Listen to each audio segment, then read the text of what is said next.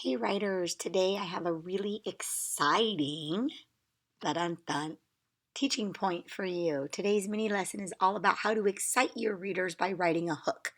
A hook is the first part of your writing. It could be a sentence, a paragraph, or an entire page.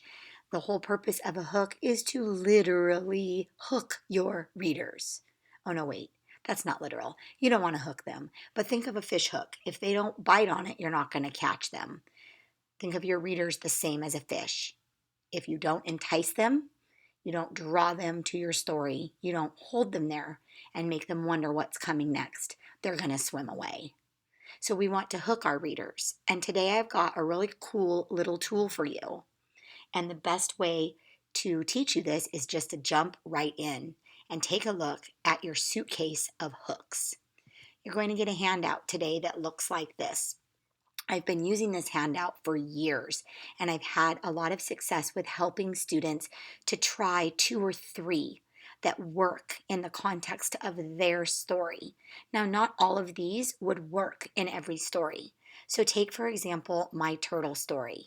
I don't know that I could really make a creepy statement like the top left rectangle says. I'm also not sure that I could begin with any sort of sound. In the beginning of my story, Beth is worried about Speedy. He's not been eating. They've just moved from from California to Idaho rather, and she's getting a little bit worried about him and she's not sure quite what is up. So as I looked through all of these, there were only a few that I kind of felt would work. And I'm going to try a few of those out loud, and then I'm going to show you the one that I ended up choosing. Okay. So describe what someone is doing. The example here, just below the handle of the suitcase, says that Mrs. Johnson was shouting at me. When I think about the story that I've written, I could go one of two ways. I could describe what Speedy is doing, or I could describe what Beth is doing. And I think it makes sense to do either. So I just kind of try them both out. And what I do is I generally kind of talk to myself, whether it's out loud or in my head. And it might sound something like this. Speedy was looking up at Beth with his sweet, dark eyes. Or I could start like this. Beth was pacing back and forth inside of Speedy's pen, wringing her hands. She wasn't sure what to do. That probably sounds better than the first one because it's more active. I can actually show some worry and maybe excite my readers. I could also start with a startling statement, which is over on the right. There's a rectangle just up from the kind of triangle looking thing, and it says, I had no intention of losing the president that day. It just sort of happened. Ooh, that's a story I want to read. So I could start with something like a startling statement might sound something along the lines of Beth knew something had to change because if it didn't, she knew that he would die. Boy, I bet my readers will wonder who's Beth? Who's going to die? What's going on? And they're going to want to read. Something else I could do is take my readers back in my past.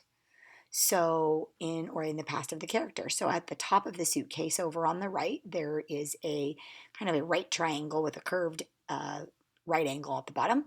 And it says, when I was a little girl, I loved to visit Grandpa. I personally don't think that's a very exciting hook, but if I think about taking the readers back in your past, I could take the readers to Beth's past where she and Speedy were enjoying the warm California sun and he was healthy and happy and moving around, and I could show some closeness in their relationship. So it might sound something like this.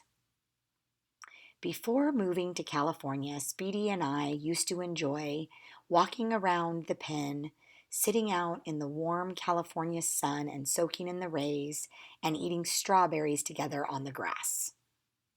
Boy, you might wonder what kind of an animal Speedy is, or person, for that matter. And you might want to read my story. When I think about all of the hooks, I kind of liked the first one that was describing what Beth is doing. And I'm going to actually kind of fuse that with a startling statement. So let's take a look at this in action. So first, you take a look at what you do have at the beginning.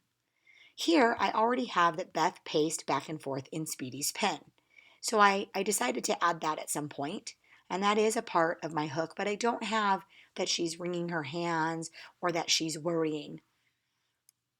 I decide to add something like this in yellow. Beth feared the worst. If something didn't change soon, she knew he would die. And I think now, as an afterthought, I may go ahead and add right here that Beth paced back and forth in Speedy's pen, wringing her hands, wringing with a WR at the beginning. Now, I kind of want a little bit of a page break here. I don't want the part in yellow to come immediately before Beth is pacing back and forth. I want this to sound like something that she's kind of been worrying about. So here's how I might make it look on my page. I might insert some sort of a symbol in my document that shows a little bit of a break. Kind of like what's up top is some sort of a little prologue of some sort. So boys and girls, I want you to take a look at your suitcase of hooks and try a few out right now with your learning partner at your desk or on the carpet, wherever you're sitting. Try a few out, talk them through. Hearing yourself say them out loud sometimes gives you some really great ideas. Good luck with your hooks, boys and girls.